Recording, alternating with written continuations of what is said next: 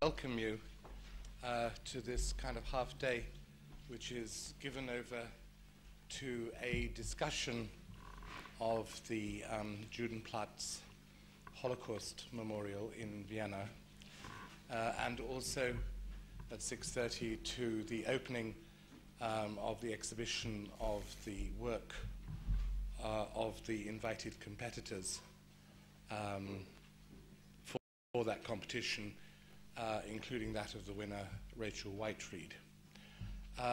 We thought, in addition to having the opening of the exhibition here, it would only be right to spend some time kind of thinking and discussing the nature of Holocaust memorials in general and the work of the Vienna competition in particular.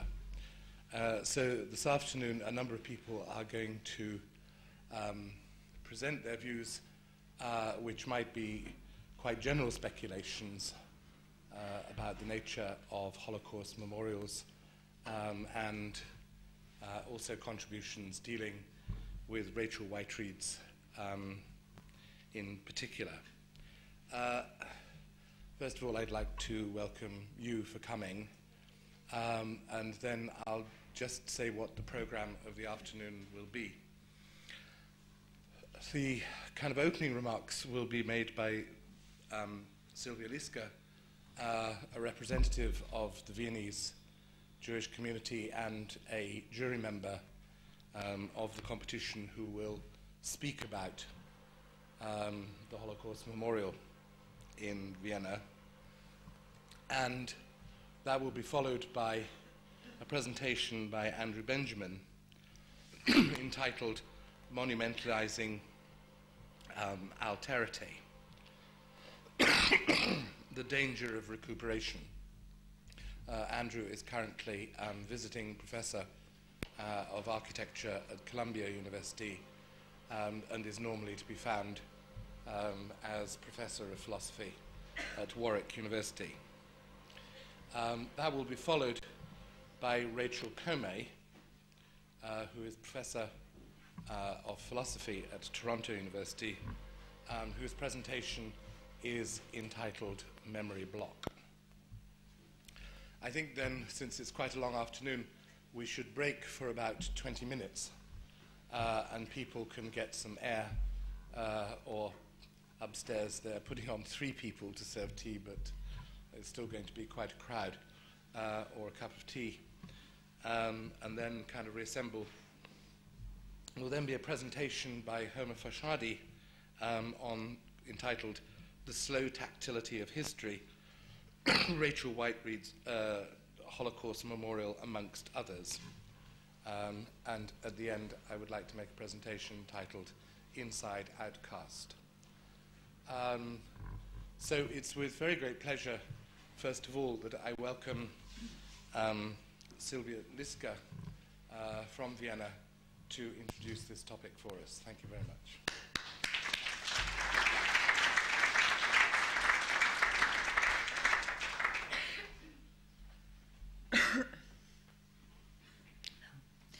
The Holocaust Memorial on the Judenplatz in Vienna.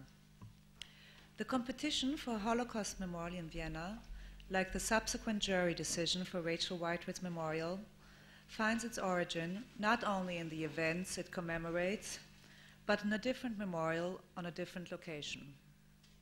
In the mid-80s, the Austrian artist Alfred Rydliczka had been commissioned by the city of Vienna, under its then mayor Zilk, to conceive a major monument on a central square in front of the Albertina. Aside from his artistic reputation, Alfred Rydliczka had been deemed an expert for this project, since as a communist he himself had been interned and barely survived the Nazi death camps. After heated and politically polarized discussions about the necessity of any such monument dealing with this dark chapter of Austria's history, the city of Vienna and Rydliczka realized their project, and it was declared as a monument against war and fascism. Slide.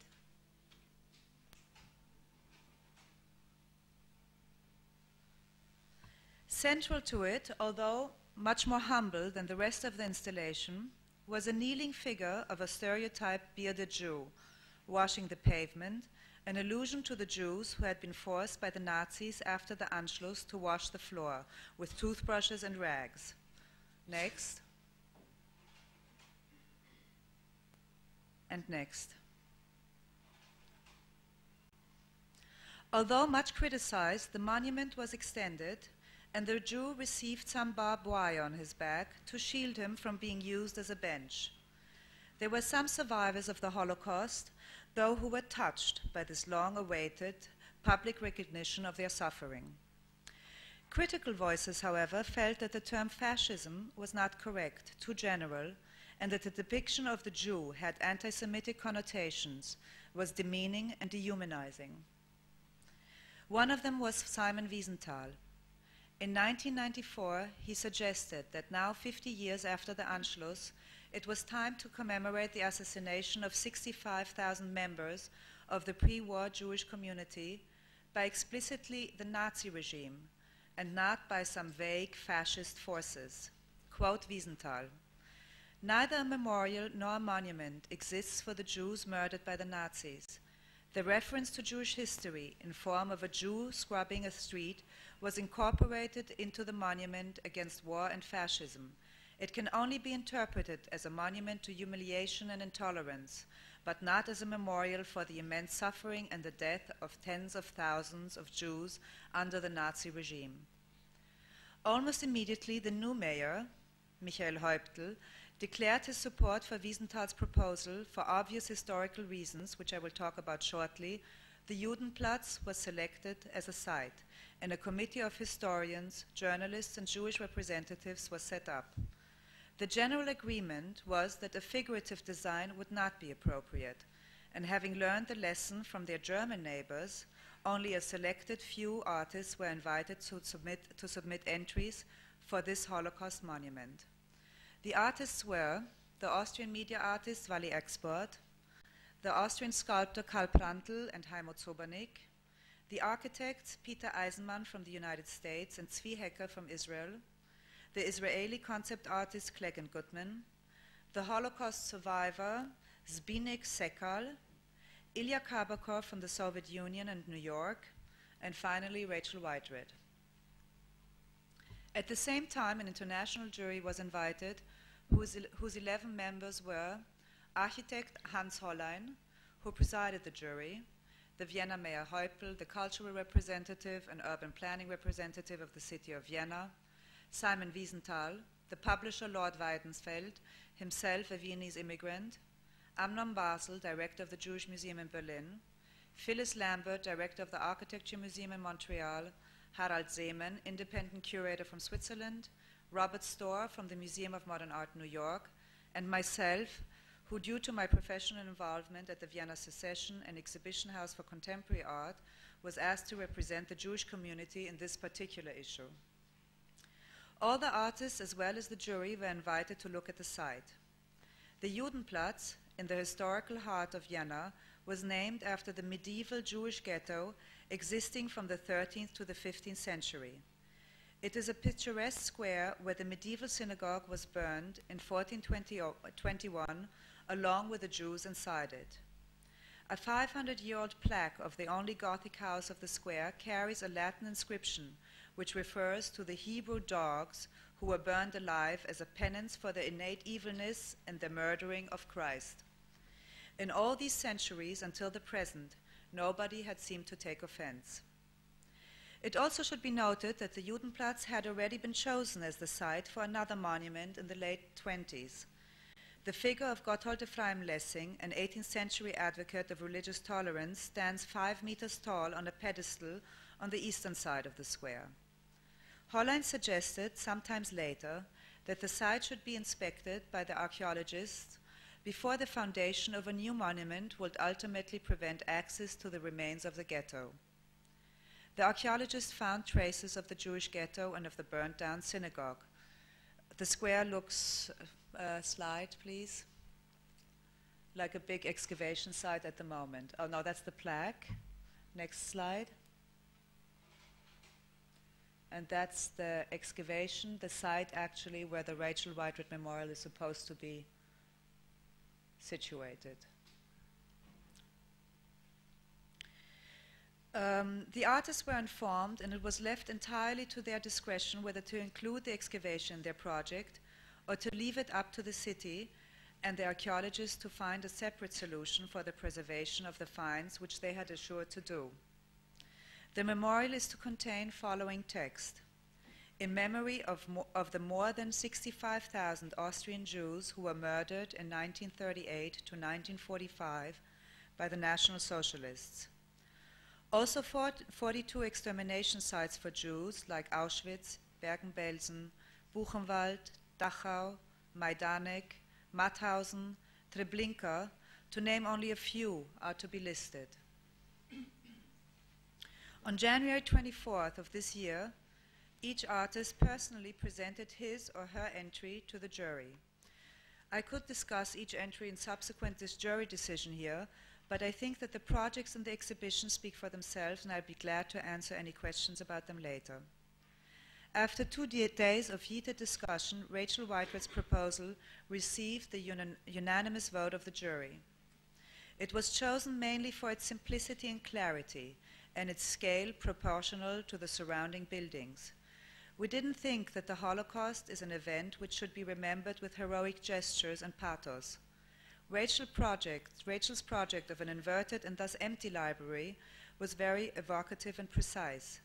At the end, it was appreciated that she had stayed clear of the excavation, since we felt that if the monument was to be burdened with too many centuries of history, the initial message would again risk to be inflated with data.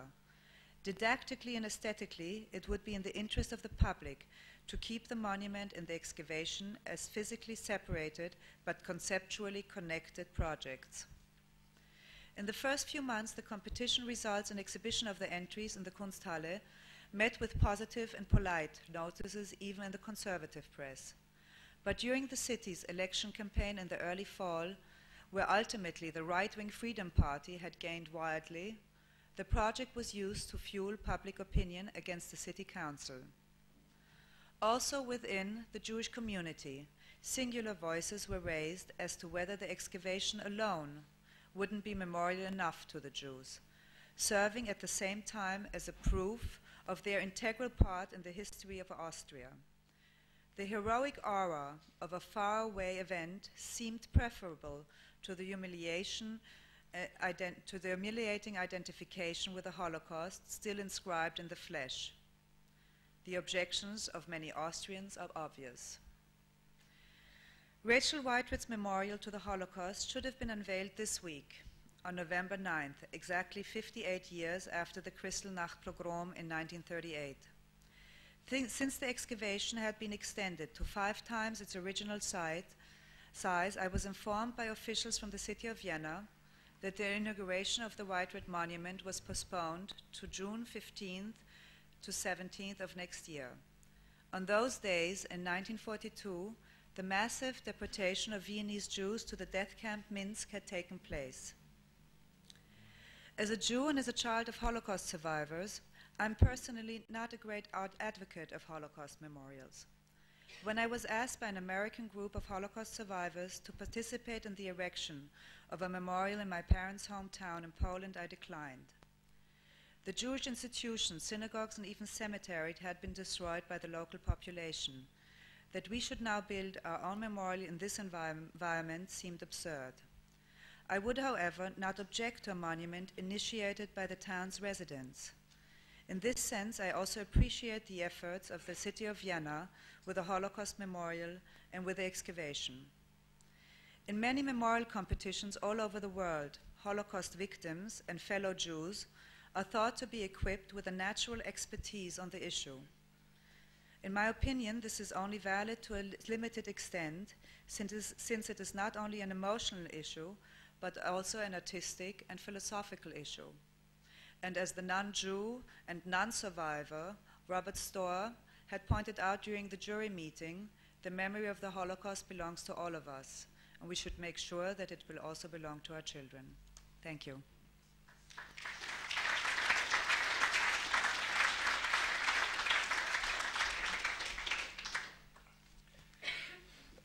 think probably it would be better if we could reserve questions until the end of the afternoon, hoping that there's time. So I think we should now move straight on to Andrew Benjamin.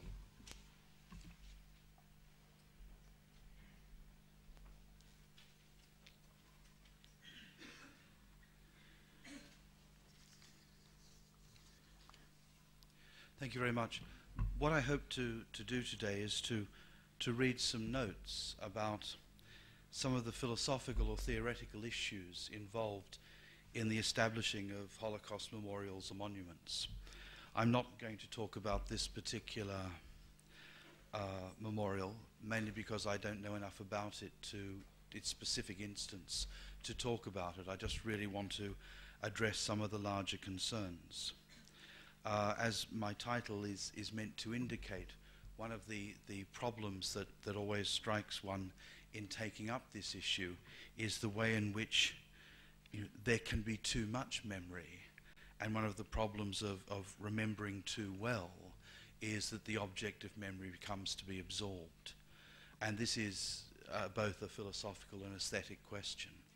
There's also, as was indicated in the last paper, the very important question of who remembers and for whom is remembering taking place. And equally, if one spins that around, then there's the question of who forgives and in whose name is reconciliation being asked for or wished. And it seems to me that just as a general question, the whole problem of the subject position, if you wish, is not something that can be ignored in addressing these questions, as I will indicate in my paper. As I said, my concerns are, philosophical in orientation. And indeed, part of my worry here is how one would begin to understand the concept or the notion of alterity or otherness that is actually at work in thinking this way. Let me begin. Even operating within the province of the architectural or the urban, thinking alterity or otherness must allow the question of the other, of who is the other, what is the other, to endure as a question. And thus, given that questioning itself must be sustained as the task, as that which drives one ahead. Holding to the specificity of the medium, and by that I mean here reference to the monument, the memorial, the architectural, the urban, holding to the specificity of the medium will mean that the task is delimited by the varying forms possible within any generic repetition. There are museums, there are memorials, there are monuments. These acts have a history. Therefore, any new one enacts that history, repeats it. And therefore, the question is, what will be the relationship between any one new memorial, monument, or museum and that which had been there hitherto? What this means in this instance is that this now demanding conception of the task is to figure as that which orientates both the direction of action and the generation of the locus of judgment as they figure with the monument or Holocaust memorial. Again, one of the problems that always endures is in terms of what would one judge a Holocaust memorial? Not in terms of judging a competition, though that may be part of it, but what would be the frame of reference in terms of which one would begin to understand or to evaluate the viability or not of a particular memorial. It seems to me that there is no straightforward answer to that question, and in part what I'm trying to do is address that problem. It will be by maintaining a certain conception of the particularity of the medium that it will become possible to open up that which inheres within this more general problematic. Moving to the general, a general of which the particular is not the instant, but that which is given by recourse to moments of generic specificity. What is at work is the claim that, rather than the simple positing of the other, as though the position of the self or the same had already been secured, either prior to or in its differentiation from the other, another route needs to be taken. In other words, if we just think of the Jew as the other, then all we have to do is represent that alterity. You can replace Jew in this instance by whatever you wish. But the difficulty with that is that we think that we know what the same or the self is already, to which this other is countered. And therefore, what if there was a more complex conception of alterity that was demanded by simply positioning the Jew as the other? How does that relate to the Jew's own self-conception of what the Jew may in fact be? What is the relationship between the Jew's own debate about what Jewish identity means and the identity given to the Jew by the unfolding of history, of the history of Christian Europe? Again, the question of alterity really depends upon how one begins to understand that complex positioning. Alterity, therefore, needs to be understood as involved in a different sense of production. Alterity will have to be removed from a logic of positing, that's the other, and thus withdrawn from its inscription within, and thus from its dependence upon simple oppositions. In order to take this possibility a stage further, alterity or otherness can be linked to distance. Distance, and with it a type of spacing, will emerge as the argument unfolds as fundamental to a philosophical thinking of alterity. And this may come to figure within the concrete practice of memory, at work within the process of establishing the monument or memorial. Alterity's production will demand the effective presence of distancing and spacing as themselves already implicated in the production of memory's work. How do I hold something as a distance such that it continues to insist? How do I allow for, this is an aesthetic and philosophical question, how do I allow for an ineliminable spacing that can never be fulfilled, such that that space holds something open, and being held open continues to insist?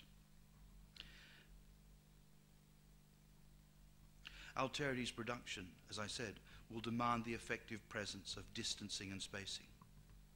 Moreover, it will be in terms of the latter, the specific form of memory's concrete practice, that it will be possible to develop further what can be identified here as the task, now located within a site delimited by the architectural and the urban.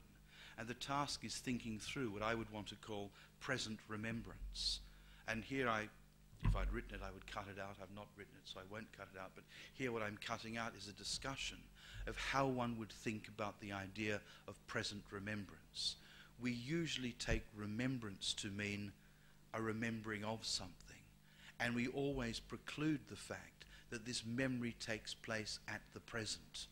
And that therefore, if we understand the present as that which is given by a conflict concerning its own nature, so there are differing conceptions of how we understand the present, and all of these endure and define the nature of the present, then they will define then different practices of memory, different practices of remembrance.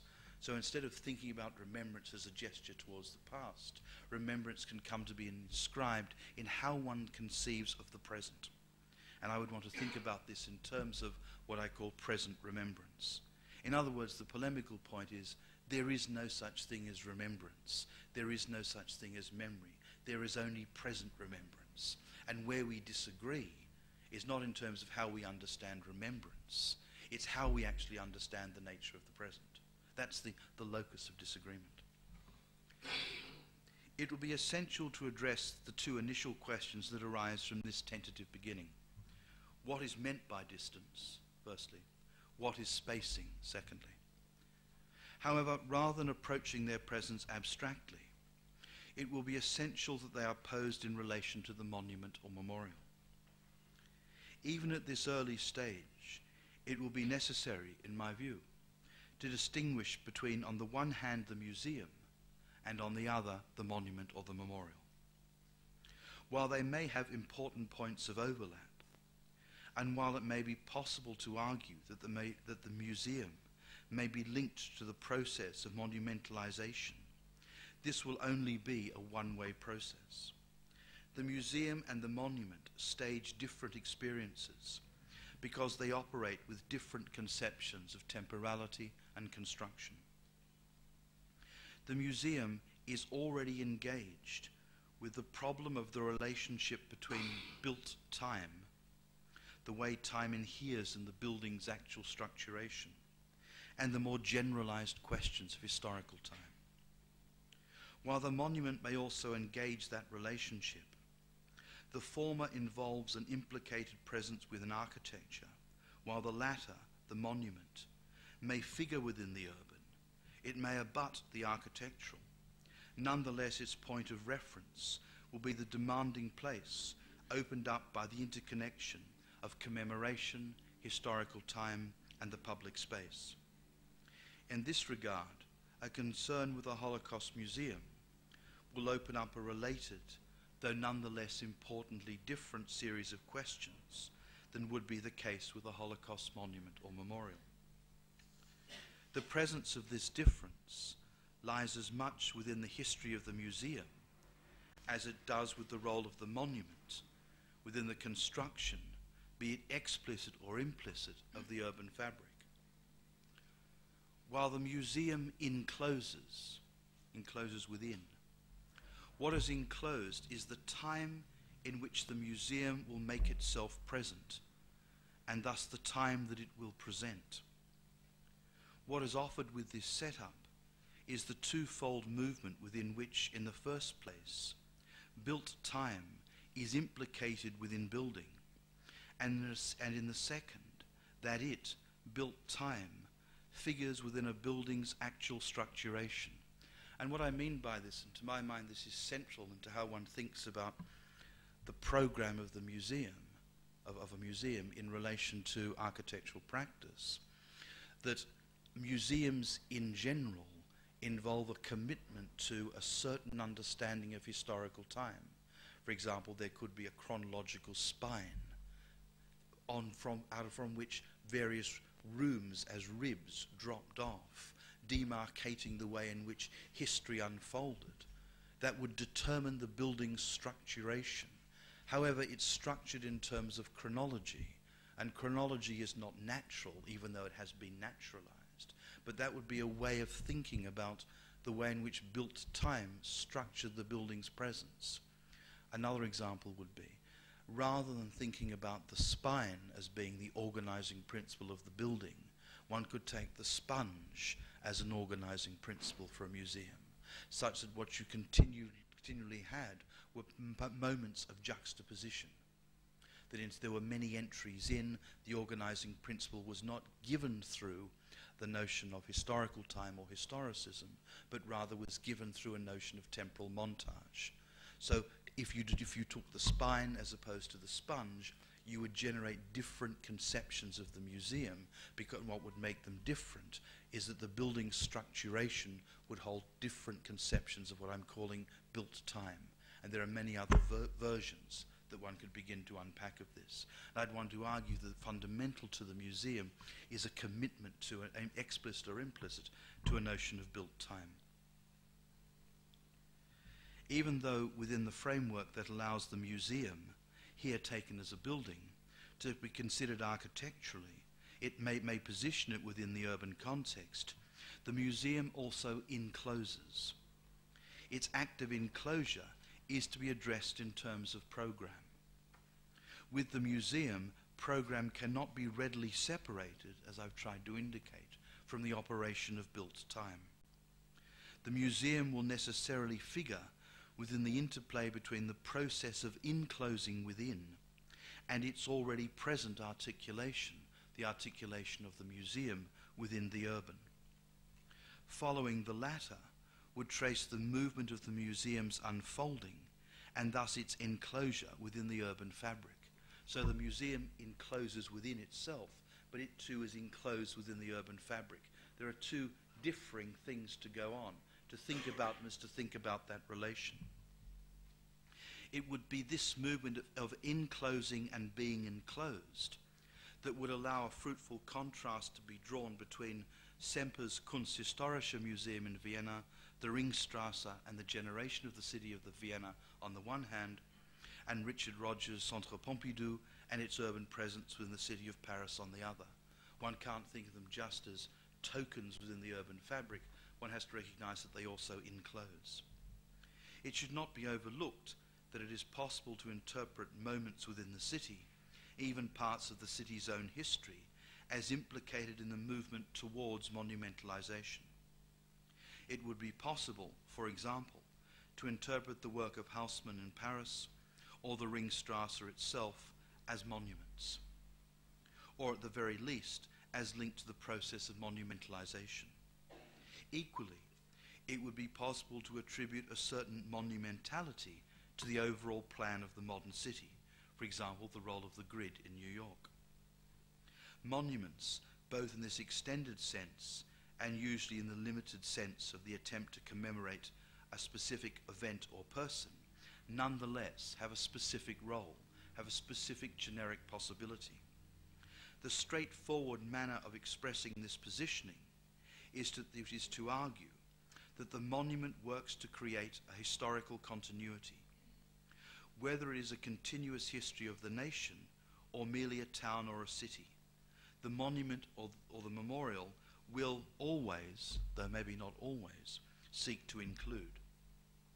Now, the rather dubious practice of rewriting history by giving a history to the excluded, even writing a history of those who have been marginalized, can nonetheless create a unified history once these moments of recovery are inscribed within a national or local history.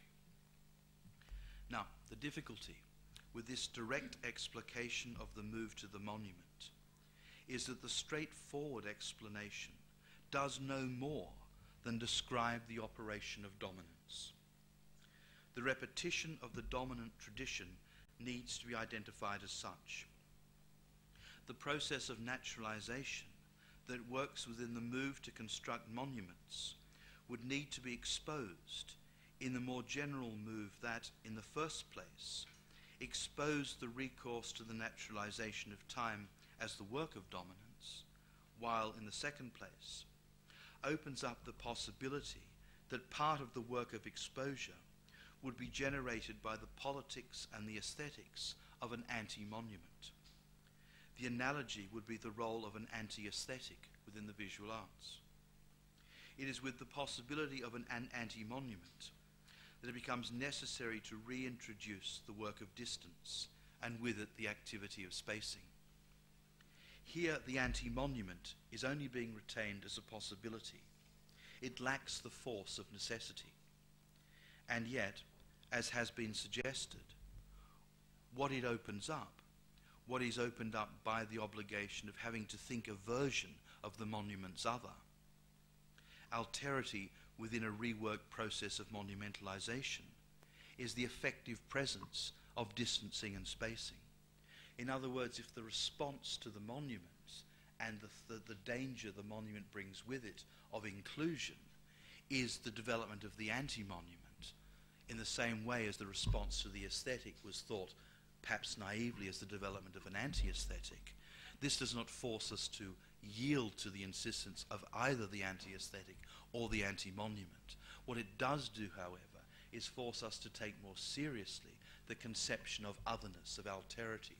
What is the other than monument that still monumentalizes or is still implicated in the act of memorialization?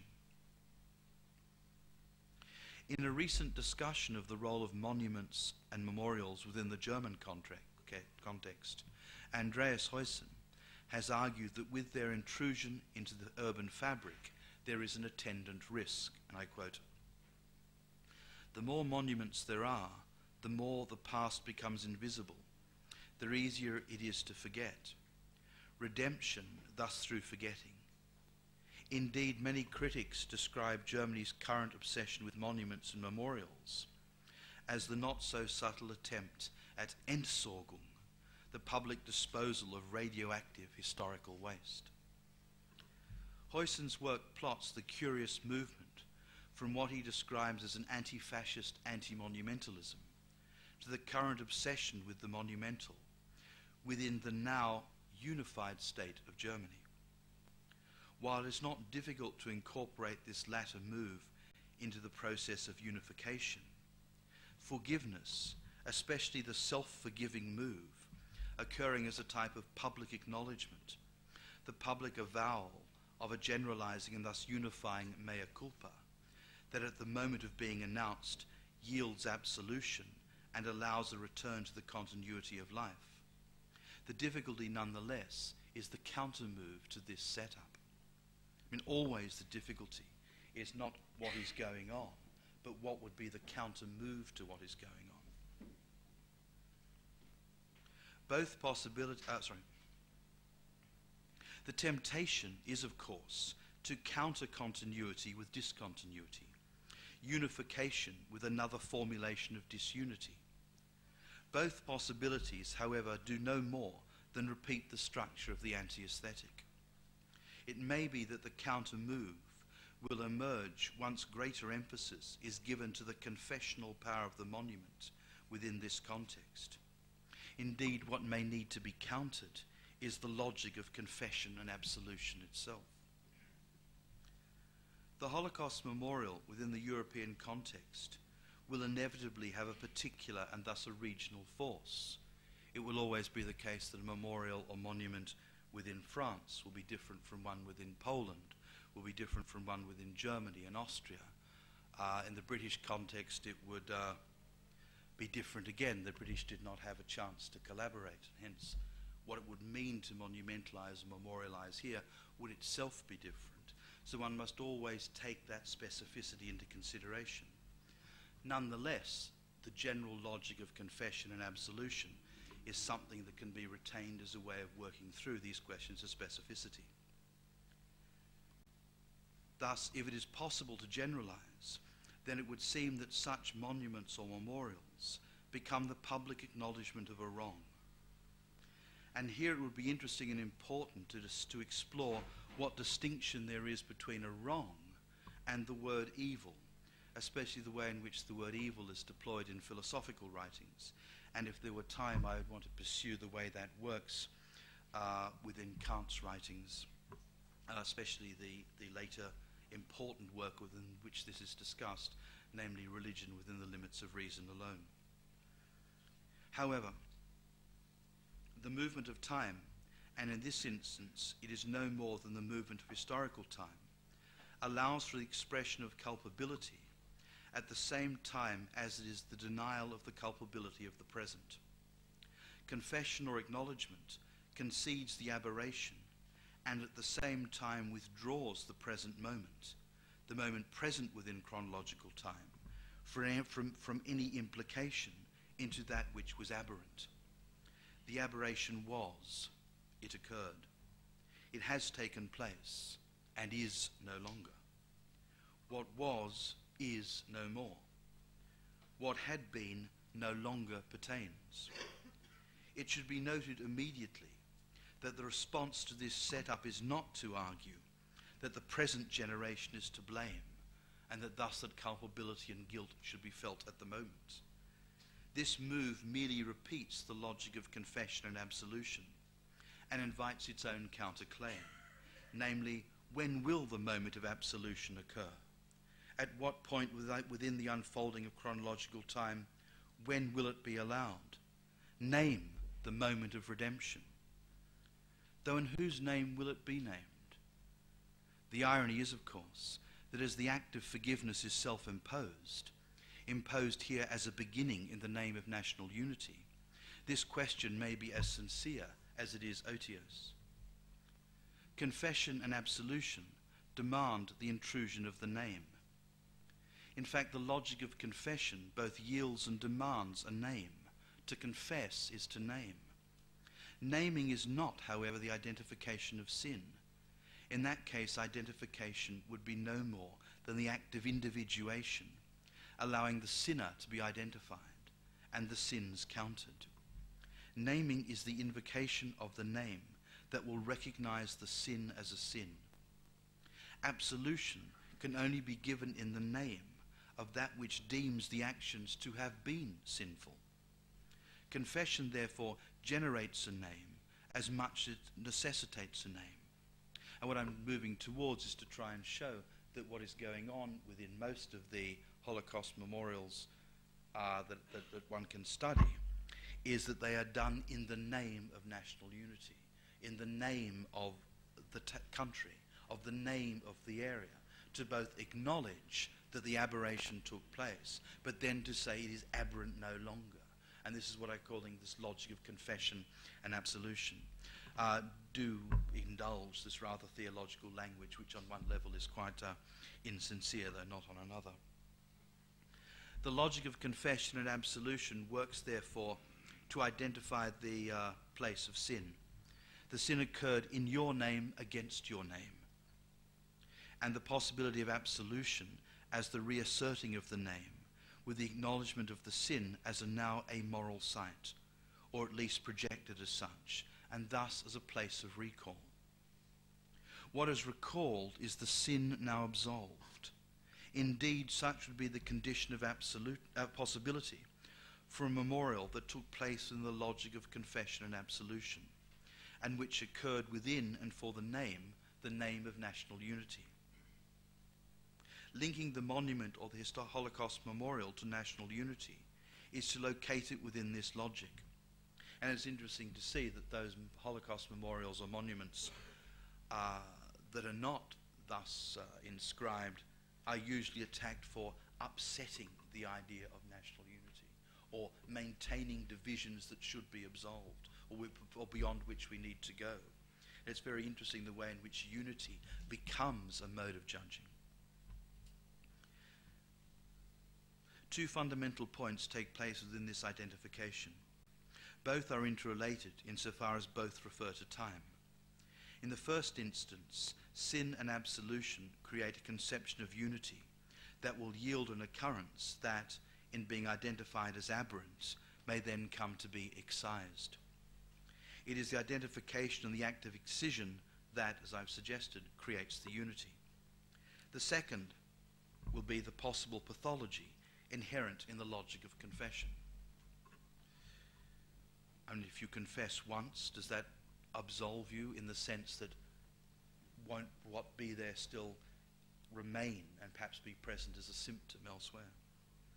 What is at work in the second of these points, this link between pathology and the logic of confession, what is at work in the second of these points emerges from the contrast between the temporality of the monument, which can be understood as the singular moment that, in asserting its singularity in the name of the whole, the totality, then allows for, if not demands, its reabsorption into the whole. This exists on the one hand. And on the other, there's the temporality of an interrupted continuity. So I'm suggesting that if one begins to take these two possibilities seriously, we can understand them temporally in terms of the acknowledgement of a singularity that is absorbed into a whole, and then the assertion, on the other hand, of the idea of an interrupted continuity. It is with this second possibility that not only another temporal determination emerges, what takes place will allow the impossibility of a complete and final absolution to be either understood, let alone staged. The impossibility of completion will open up strategies that involve distance, because once repetition emerges as no longer held by the name, then the logic of confession and absolution will have lost its hold on that particular occurrence. It is this point that will have to be developed. The assertion of unity that occurs with the name's work is, and this is to cut again a long argument, is necessarily mythic, in the precise sense that in eliminating that which would tear the whole, or rather that which has already torn it, it will be this deliberative act that allows for the reasserting of the whole. Now, what makes this move mythic is not the recourse to an origin, even though such a move may in fact take place, but the fact that the space between assertion and reassertion is a non-space, is a non-place. To reassert after the event is the attempt to excise the event. To reassert the identity after the event is to excise the event. As such, there is only the assertion of unity and identity.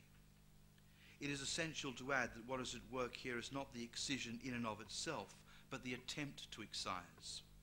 Allowing it to be an attempt whose failure is possible is once again to acknowledge the inherent pathology within the logic of confession. With the realization of this attempt, and in terms of its having a singular effect, the discontinuous has been incorporated by its having been acknowledged. Its remaining thus becomes the important political and aesthetic question. How does it always remain enclosed? Now, if there is any viability to the description of the mythic in this context, as predicated upon the elimination of space, the spacing between the asserting and the reasserting, then it provides, in addition, a locus for the process of demythologization. Rather than presenting a counter-myth, demythologization will work within the non-space by providing it with the presence of an ineliminable space, by holding otherness and alterity, by allowing for that space to endure. There will be two elements at work in such a move. Not only will there be a deliberate yielding of space, it will also be the case that such a move will reveal the primordial spacing that would have always been at work within the gap between asserting and reasserting, and the covering up of which I'm describing as mythic. Its already present existence, denied by the work of the logic of confession and reabsorption, would nonetheless continue to make itself present in terms of symptoms. Now, what does it mean to affirm the presence of spacing in this instance? Here, spacing involves holding distance in place, and yet these terms still have an abstract quality that demands clarification. And in some sense, I want to hold to that abstract quality. I want to hold to the possibility that the work, both aesthetically, ideationally, if I can put it that way, theoretically, always holds itself at a distance, always demands a spacing, refusing its own incorporation. Now, what that does for our more generalized thinking about time, about whether or not a monument that's meant to endure ad infinitum could ever work that way, or whether there would have to be the continuity or the discontinuity of differing monuments, of differing objects, of different installations, all of which necessitate distancing and spacing. These become sort of open questions. While it may seem a prevaricatory move, spacing and distancing are best approached in terms of time. It has already been suggested that countering the oscillation between the singular and the complete is the temporality of an interrupted continuity. Neither pure interruption, which is perhaps the demand of absolute alterity, nor pure continuity. Interrupted continuity is a twofold movement, demanding to be understood in terms of an interruption of continuity and the continuity of interruption. Neither the nihilism of mourning the tear, nor the counter-move, pathological and perhaps equally nihilistic, of thinking that the tear has been acknowledged and incorporated. The fabric made whole, with the tear as a vanishing, healing scar. Extending this point would necessitate linking this other sense of repetition to the name, and here clearly what I'm gesturing towards is the name understood as the nation or national unity. Rather than the name governing and holding the movement of completion, holding it in place, the name would both be advanced and fragmented. In other words, the name would have to name the movement within interrupted continuity. It would be forced back upon itself, turning itself into an already more than one. In some sense, the name would come to name its, if you like, the already present diasporization of the nation state, if I could put it that way. It would be as though the already present other within the name was thereby named and identified in the process. Naming, no longer done in the name of the nation, renames the nation by always having to acknowledge its own unmasterable alterity. And this, to my mind, seems to me the key point. What's it like for a monument or a memorial to name and to involve the name of a nation, where the nation always has to name and acknowledge its own unmasterable alterity? Distanced though contained, apart yet apart, it will be this unmasterable alterity that will figure within the name, and that the name itself will name. And yet it was that alterity, what came to be deemed other, even if this incorporation was one the Jewish population of Germany and Austria, amongst other places, failed to identify with, that was mastered in the crudest, though the most exact sense. Now, to take this a stage further, which I'm not going to do, I want to conclude. These, as I said, are just working notes to thinking through this topic. What one would then begin to do is work through what it would be like to take the notion of the unmasterable as generative of architectural form. Not in the abstract, not in the universal, because there is neither the abstract nor the universal, but to argue that here what becomes the unmasterable figures in terms of an architecture that engaged with, in terms of the memorial or the monument, with the idea of unmasterable alterity. Not to acknowledge alterity, but an argument that formally allowed for the presence of unmasterability. And as I said, and the final point would be that the temporal problems that this opens up have to do with the duration of the monument, how long it exists in time, how the time of the monument or memorial itself is linked to the question of unmasterable alterity. And finally, what I mean by present remembrance is a way, as I said, of linking remembrance to the activity of the present. But the present then is not the date 1996. The present exists at that moment at which unmasterable alterity, if you like, the already or always already present diasporization of the nation state is both announced and affirmed. It's then the intrusion of that into this particular historical moment and the intrusion of that into architectural form, maintaining program, that becomes a way, as I said, of thinking through that which generates our thinking of memorials and monuments, but equally provides us with the criteria in terms of which one could then judge those memorials and monuments. Thank you.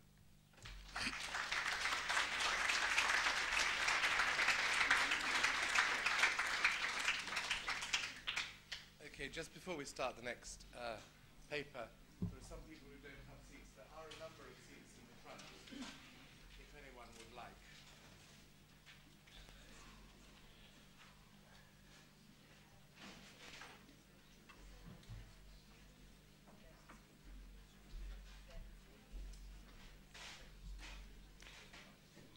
Okay, well, I think we should move on. The next speaker is Rebecca Comey, whose paper, I keep making this mistake, whose paper is entitled Memory Block. Thank you very much. Do I do the switches myself, or does he do them? Either. Either way? Either. Do you want to tell him? Where are the switches?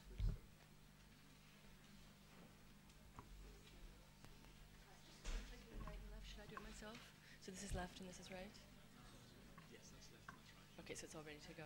Yes, because it's to the end, the first slide up. Okay, great.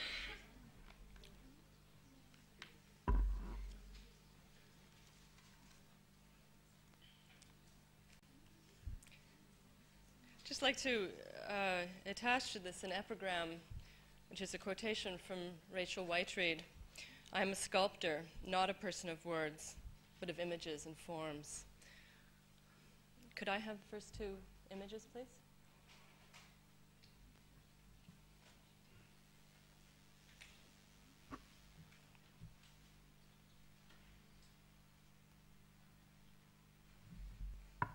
One of the most intriguing proposals to come out of the recent storm raging in Vienna was offered this August by Johannes Havlik, the environmental spokesman for the Austrian Volkspartei, or People's Party.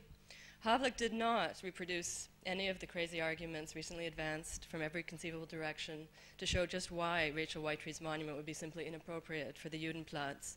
The shopkeepers' arguments, bad for business, the residents' arguments, not enough parking spaces, the security arguments, an invitation to neo-Nazi provocation, the archaeological arguments, the integrity of the recent excavation of the medieval synagogue, the sad irony of putting up one memorial in order to bury or mask another, the inevitable aesthetic arguments, the supposed incompatibility of the cold concrete cube with the architectural splendor of the site, that is, the predictable hunk of concrete insult, which in this case, it must be said, had turned rather quickly into the chilling characterization of the Jewish bunker as a Fremdkörper, or foreign body, defacing the organic integrity of the Baroque square.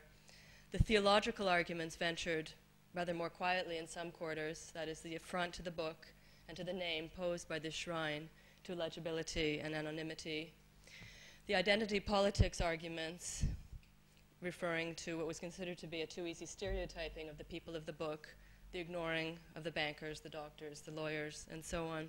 Nor indeed, as people's representative, did Havlik invoke any of the vexing issues which inevitably arise whenever the issue of public art comes up, that is, whose monument, which public, which people. Instead, he suggested that the real dissonance here was neither architectural nor archaeological, neither economic nor ideological, but arose rather from the fact that there already was a monument on the square. In this case, a bronze statue of the 18th century dramatist and Enlightenment philosopher Gotthold Lessing, and came up with the rather striking one-liner, which in this context had the ring of a Western movie, "This square is not big enough for two monuments."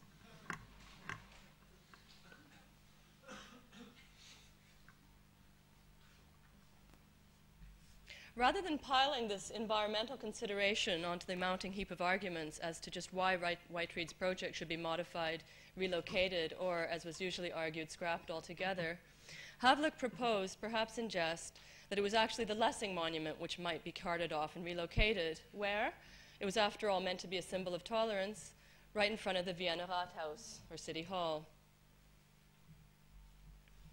Erected by Siegfried Charroux in 1934, melted down for ammunition by the Nazis in 1939, rebuilt and reinstalled in Mörzinplatz by the same artist in 1968, relocated posthumously to the Judenplatz as late as 1982, the Lessing Memorial had clearly in any case already long become a simulacrum of itself, had already relinquished all claims to site specificity, authenticity, an erratic originality, and could well stand to function as a displaced remainder and reminder of the ubiquity and universality of the by now rather frayed values of civic rationality, consensus, and debate.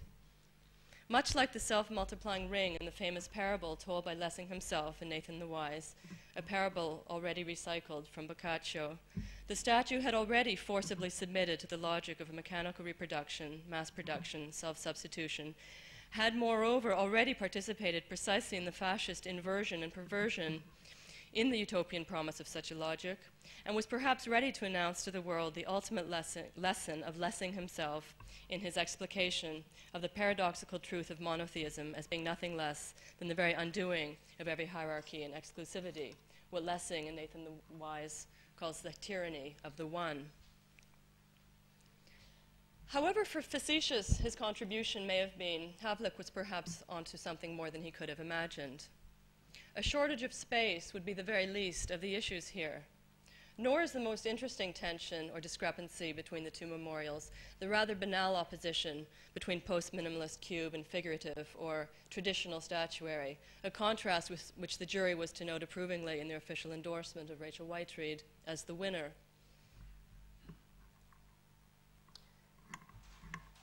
Whoops, sorry. Oh, these are backwards.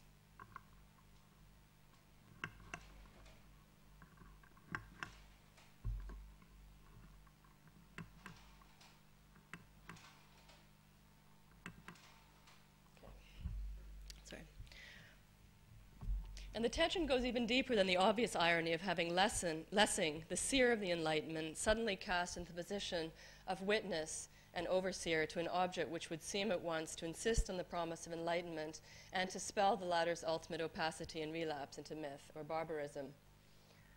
Poised above the projected monument, the statue had by the summer in any case become a kind of remnant and bystander beside the growing rubble field of recent excavations unearthing the charred remains of the synagogue burnt along with so many of its members in the famous pogrom of 1421. the stones of the synagogue had soon enough notoriously been incorporated into the construction of Vienna University.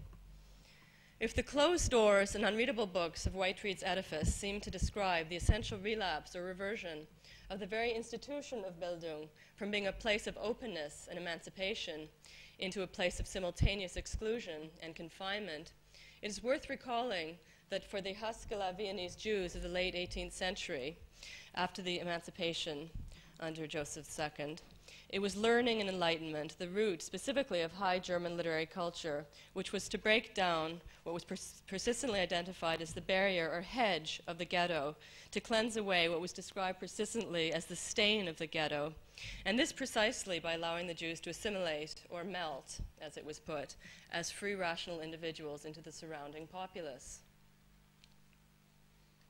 Occupying the highest point on the square and facing the sealed doors of the stony library, the figure of Lessing would also forcibly be in the position of viewing from above what would be strictly invisible to the actual passerby or spectator.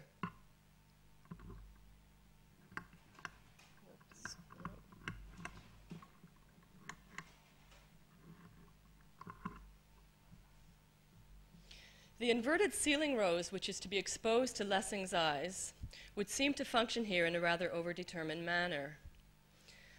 As a mounting for a missing light, evoking an absent source that no longer casts a light, and that would indeed seem to escape the very confines of the artist's cast, the rose would suggest an absence or blind spot at the very focal point of the Enlightenment. A seemingly decorative moment, a circle and center within the rigid rectangularity of the structure, the rose would appear to function not only as artist's signature. Here finally is the quintessentially inside-out, trace-like mnemonic index, cipher of expropriated domesticity, everything that by now quickly abbreviates into the paradoxically familiar trademark of the uncanny, everything that paradoxically reinstates as style, the very technique of casting as the without style, everything indeed that marks this monument as unmistakably a Whiteread. Such a secret flourish would function not only as paradoxical signature to that which speaks of the absolute effacement of every name and signature.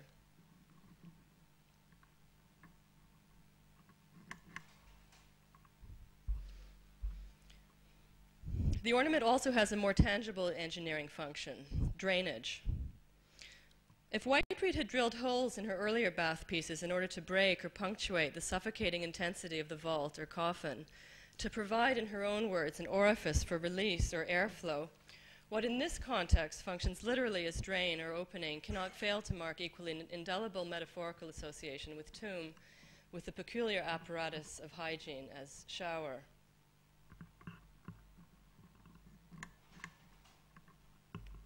But the debate with Lessing perhaps in fact goes far still deeper. It is not only the spokesman of liberal humanism who is being confronted here on the Judenplatz. Lessing is also, and indeed perhaps more relevant even for these purposes, the author of the Laocoon, the locus classicus of the idealist debate between word and image, a text stimulated by a work notorious in antiquity for being known only ekphrastically or by verbal hearsay, and famous in the 18th century for being seen most commonly in effigy, reproduction, or plaster cast. Lessing's Laocoon stages what will be for the next 2 centuries continue to dominate discussion of both visual art and of literature. The specific details of Lessing's polemic with the Horatian thesis of the sister arts, ut pictura poesis, the mutual convertibility or translatability of poetry and painting, word and image, time and space, event and structure, narration and picture, and the affiliated series of oppositions that both is immediately presupposed and immediately unfolds from this, spirit and body, living and dead, male and female, and so on. The specific details of Lessing's argument need not detain us now. But what is essential to recall for our purposes is simply that in his attempt to define and legislate the respective boundaries or limits of what he calls painting and poetry, these rather charged terms here functions as metonyms for the entire distinction between verbal and visual forms of poiesis or production, Lessing makes clear that what is at stake in maintaining this opposition, in blocking the transition or translation from word to image and vice versa, in prohibiting the genre and gender transgressions summarized by the oxymorons of dumb poem and speaking picture, and it is the allegorical painting and the descriptive poem which here epitomize the problem, Lessing makes it clear that what is at stake in the fusion or miscegenation of the genres and of the media is nothing less than the threat of a certain uncanny. The confusion of time and space, of text and image, is here nothing less than the confusion. The issue for Lessing is nothing short of theological, between life and death itself. The descriptive poet who tries to paint in words to conjure up or revive the absent object is compared not only to a doll or a castrato, but equally to a fetishist and idolater who would revive what is dead or mortified and thus transgress the monotheistic imperative. The allegorical painter who tries to narrate in images to display the temporality of events in space is said not only to expend labor in vain, but to submit the infinite fragmentation and deformation of the body, and hence to block the very possibility of the latter's redemption. These details are not what concern me now. What is essential here is that Lessing's prohibition becomes sharpest precisely where it becomes a question of representing or painting pain. If the plastic figure of Laocoon, unlike his verbal counterpart in Virgil, is forbidden to scream, if the open mouth would become a spot, stain, or hole objecting the pristine surface of the white marble, this is precisely because the painter or visual artist would, in exposing such an open orifice, explode the very continuum of space, would expose the traumatic eruption of time and space, and would therefore block the contemplative aesthetic conversion of horror into a beautiful spectacle capable of evoking the spectator's empathic identification, or, as Lessing calls it, his tender feeling of pity. The punctum temporis, or pregnant moment, celebrated by Lessing is about nothing if not about this essential possibility of consolation. The penultimate instant, the moment before the disaster, is precisely the last moment still unmarked by the traumatic memory of that which could only function as stain or irreparable reminder of what resists presentation and the living present, and would as such constitute a radical limit on what can be seen. The trace of memory would, in this sense, be something from which the spectator could only, as Lessing says, avert his eyes, as indeed Lessing might be doing if the sculpture ever goes up.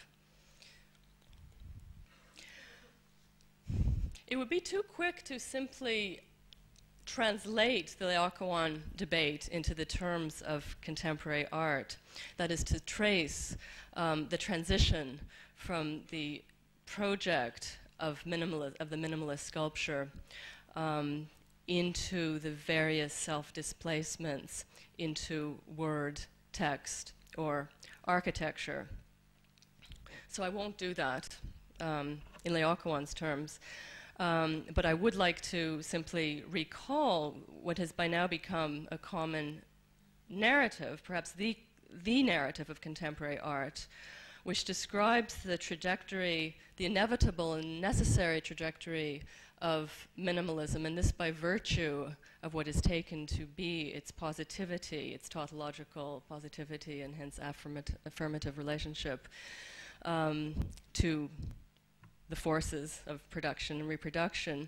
The move from that positivity to a certain textuality, a certain condition of textuality, epitomized in the conceptual move to language or indeed into architecture.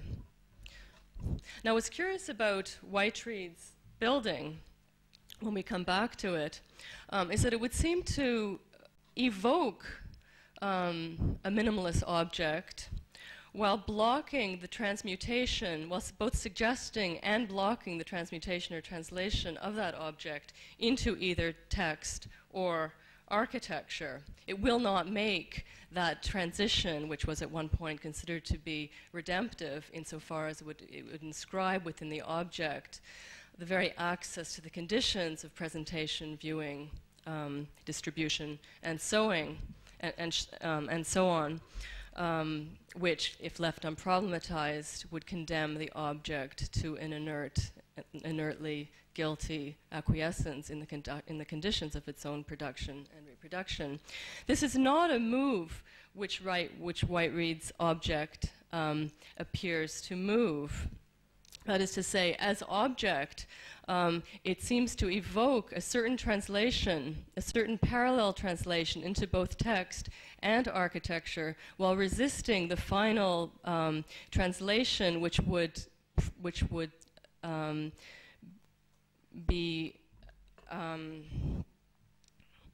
presuppose a certain Enlightenment hope of a final utopian possibility, which this object no longer bears. It is significant as such that as a sculpture, it is neither sculpture nor text nor architecture, but seems to represent the frozen condition of an object on the way to being a text, which it cannot become, and on the way to being a piece of architecture, which it can equally not become. Hence the undecidable or ambiguous status of this piece of work. It is perhaps the Proustian library which effectively is here being deconstructed or reread. It is no doubt essential that the final series of epiphanies marking the end of the Recherche should conclude and culminate in the library. Waiting for the music to end so that he can finally join the party, the narrator absent-mindedly casts his eye over the elegant bindings of the magnificent first editions adorning the posh interior of the Guermantes. If it is the red cover of the book which here haphazardly attracts the narrator's attention, if he insists here on the physical materiality, the spatial density and exteriority of the volume, this is ultimately in the name and service of an interiority recaptured and redeemed by the very exteriority which would seem most to threaten it. If the ideal book is in this respect the unread book, the useless book, the out-of-work book, as Benjamin, Adorno, Blanchot will in their own rather different ways insist on, if one can and must in this sense come to judge a book by its cover, this is ultimately because it is the very body of the book, the opacity of the binding, which provides the final resistance to memory as a pure interiorization or idealization, and as such the most essential barrier which needs to be positive, if only in order to be overcome. The ultimate proximity of Proust and Hegel is striking here. In this sense, the visibility of the binding here stands for the very possibility of the binding, mastery, or symbolization of the child's initial trauma, and as such, a promise of the overcoming in Proust of the brutal anonymity, stammering, and general imbecility into which the narrator has, for the past several thousand pages, been cast. This describes the official conversion of the dead letter into the living spirit, from the book as cemetery in which all the names are effaced, into the book as cathedral in which the buried child is resurrected. And the translation from traumatic imprint or impression to, in fact, the printing of the volume, which will result. And it's precisely this last move that Whiteread's memorial would seem to block or inhibit. For her refusal to expose the spines of the books, in this sense, here comes to express rather more than the signature of reversal, inversion, exposure, and so on that we have by now come to expect from her. Now that it is referred to the specific density and volume of the book, such a refusal begins to take on a rather specific charge. For if the exposed page edges here reveal a kind of secret inside on the outside, which resumes the previous experiments in disclosure, the exposed stairway of house, the stain on the bath, the writing on the underside of the sink, the grain on the bed, and so on. The very fact of their exposure points equally to the ultimate encrypting, not only of the outside on the inside, that is the spines now incarcerated in cement, as you will see, but equally, and for this very reason, of the inside on the inside, that is to say the page surface itself, whose final inaccessibility would seem to be firmly marked.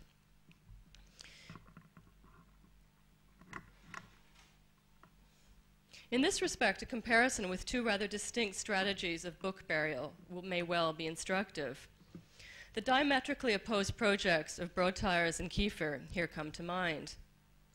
Whiteread's library is clearly neither, but for rather opposite reasons, the plastered book of Pense Bête, which you see on your right, left? That's right. And the monumental library of Zweistromland. Broadtires was to inaugurate his career as artist and to end his career as poet with the hyper-Mallarméan gamble, which would efface and deface the book by materializing the signature, the signifier. Whether by embedding his own literary remains in plaster, as we just saw, and there's perhaps homage to Duchamp here, to the Tongue in My Cheek work, which announces at once a self-portrait of the ironist and the speechless silence of the artist, or by installing them as objects behind the glass museum case.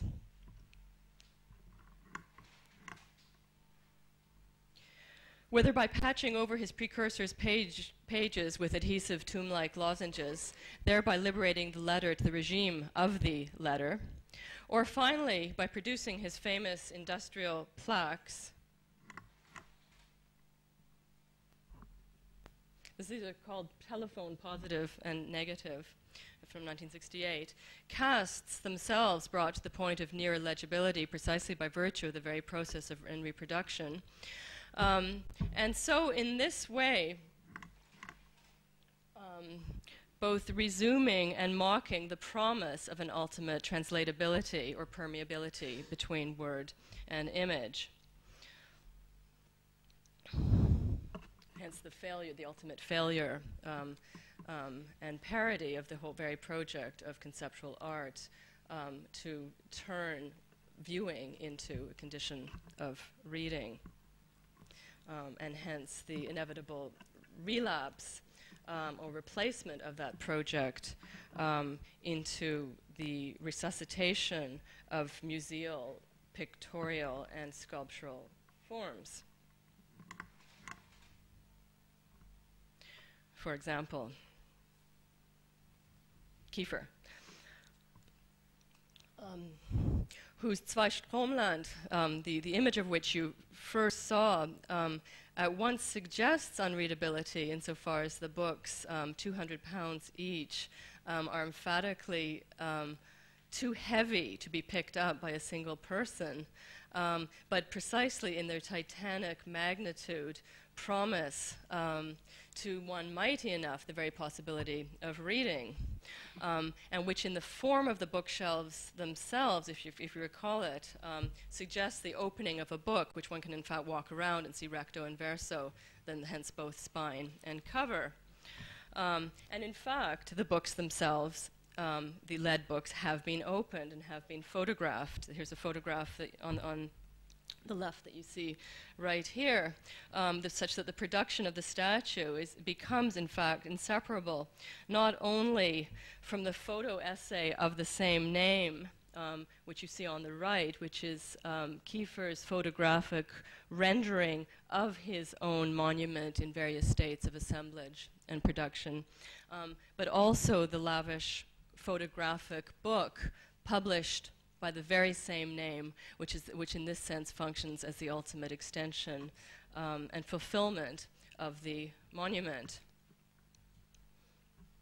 So Whiteread's particular solidification of the book is neither the conceptual move of a Broadtires nor the monumental move of a Kiefer, nor exactly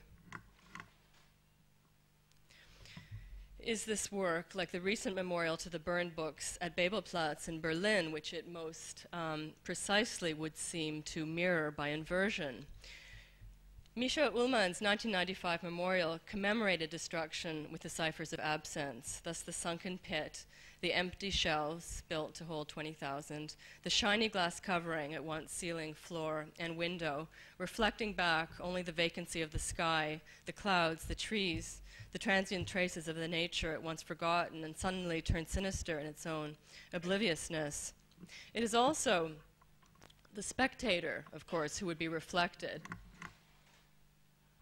But this precisely a stain or blind spot, for to approach the pit would be inevitably to block the transparency of the window floor, and thus to occult the very ground one stands on, and so on.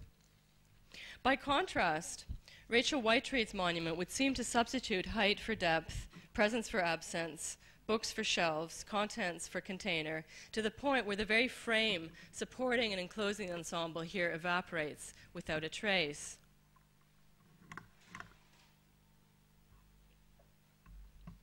In what is perhaps the most startling deviation from Whiteread's habitual practice and signature, and in striking contrast, for example, to her most recent experiments with book sculptures, as in the untitled and then titled 5 Shelves, which is currently being shown in Liverpool.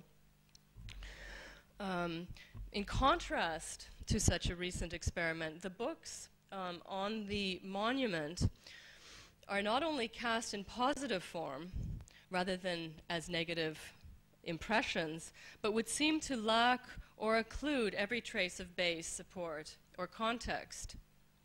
What's most striking about the monument, if you examine its presentation, is that the bottom edge of each shelf load is emphatically not flush. As if gravity itself had been eliminated, there's complete vertical symmetry here between the uneven, wiggly planes described by the top and bottom edges of each row of books, which as such now register only the absence of the missing support or ground.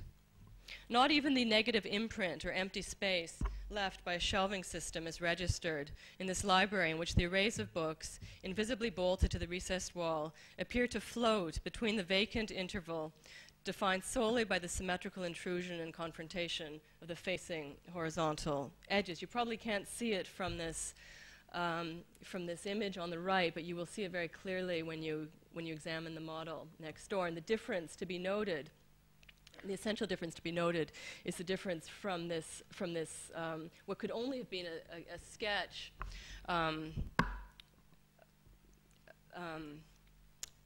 constructed while trying to figure out how to do the monument on the left, which is the thing shown at the Tate in Liverpool right now, in which what is marked is the bottom surface of the book. So you see this very clear flush surface which took the impression of the book, which is precisely what's absent in the Vienna model there, and what's extremely un-Whitereadian, or reads rather differently than any of her previous works that I have seen,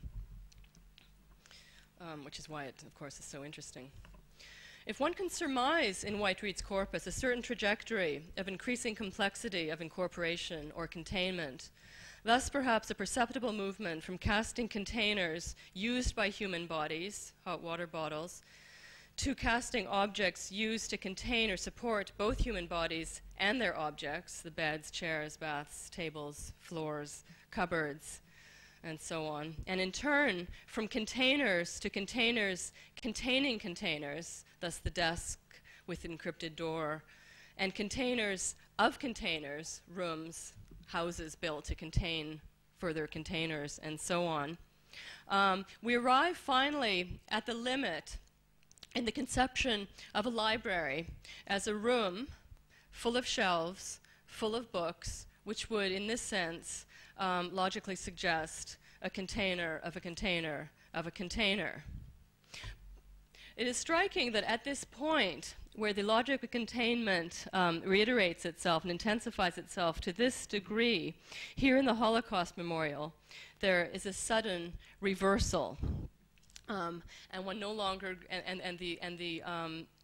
the whole technique and suggestive power of the negative cast has been suddenly relinquished. All we find is positive volume without a trace of a marked absence. The absence is sheerly by privation, or by the space displaced by the positive molds. In this respect, the memorial might seem to go against the grain of Whiteread's entire practice, and no doubt it will, for the suggestion of positivity, be suspected precisely in the context of a Holocaust memorial. Does it not seem to reverse the entire promise? Oops.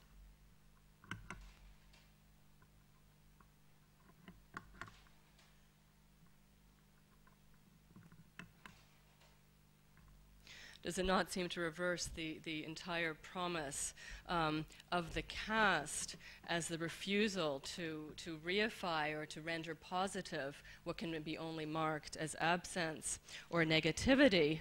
Does it not threaten as such to reinstate at the level of the monument a kind of affirmation which would in this context be more than suspect?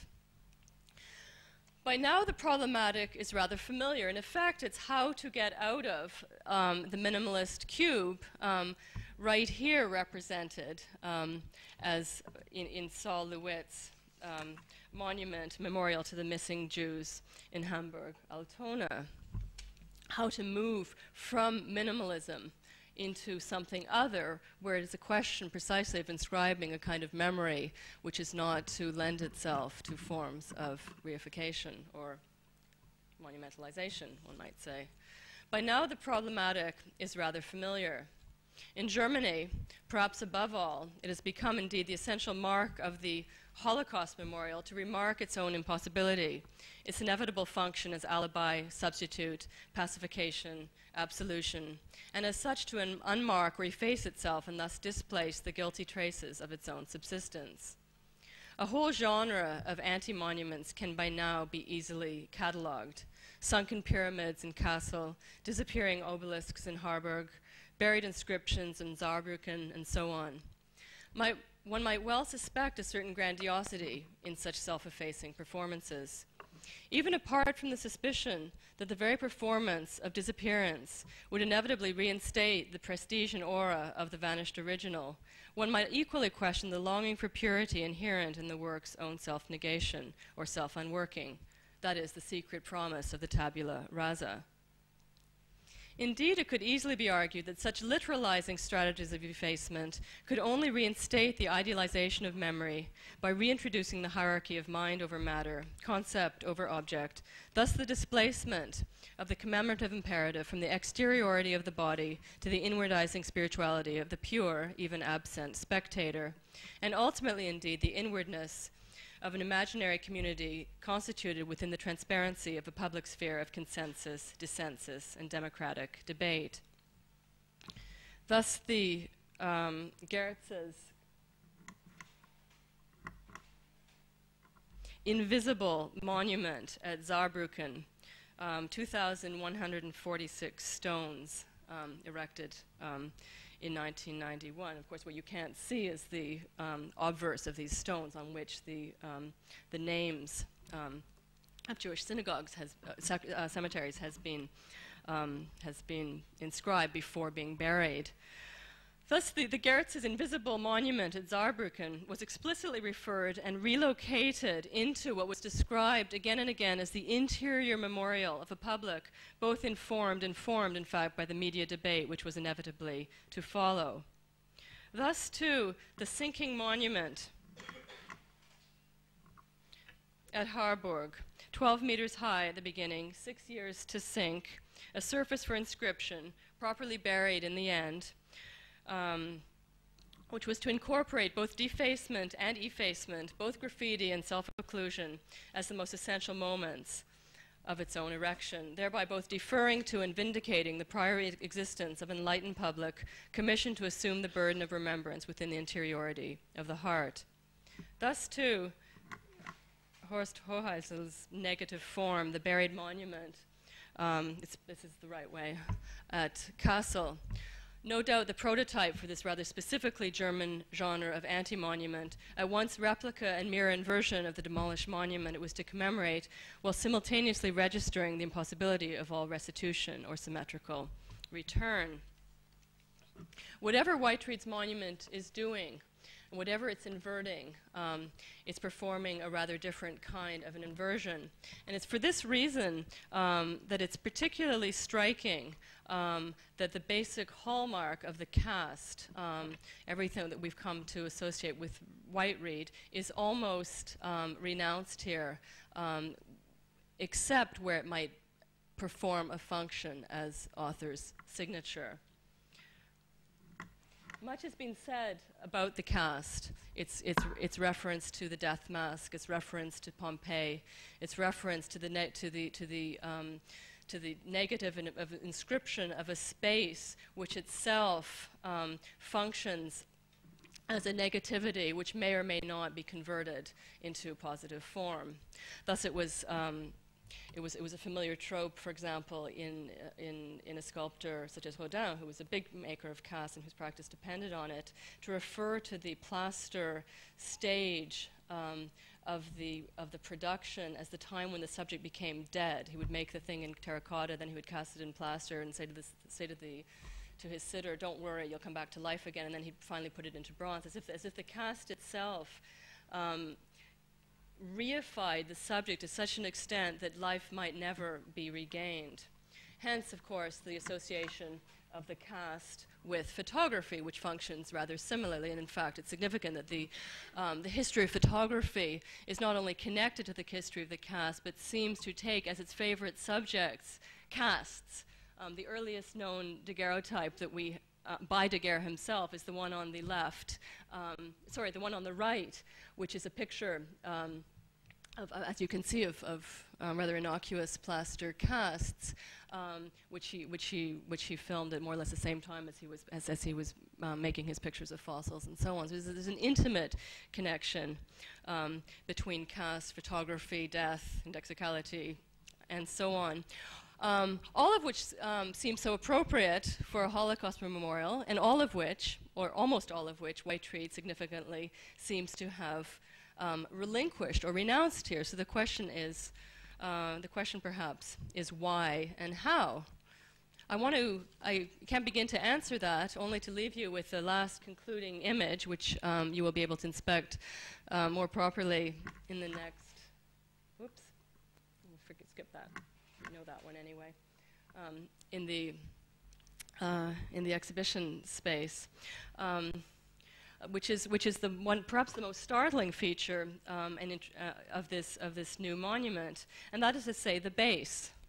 As you can see, which comes out very clearly in the model, the monument is to be mounted on a glass base, 30 millimeters thick, on which is to be inscribed the obligatory inscriptions which were announced as part of the competition. That is to say, the memorial to the 65,000 dead and the simple list of place names marking the places of the dead. What's interesting here, and what marks almost a mirror inversion of the floor pieces which we have come to know, is that here the monument, sitting on its glass base, almost eliminates the specificity of its site by being taken up within the specular image of itself, which here I would suggest it is the mirror which begins to perform the previous function of the cast. Now what's telling here, and I'd like to just stop, is not only the way in which the library desituates itself or achieves a kind of weightlessness, nor only the way in which this sort of multiplication of the shelves suggests this kind of demonic or Borgesian multiplicity and multiplication, but something perhaps rather more literal, that as inscribed glass, as a glass which is not simply a medium for reflection, but also as a surface for reflection, for inscription or writing, the image in the glass. Kind of straggling back in, that we ought to start.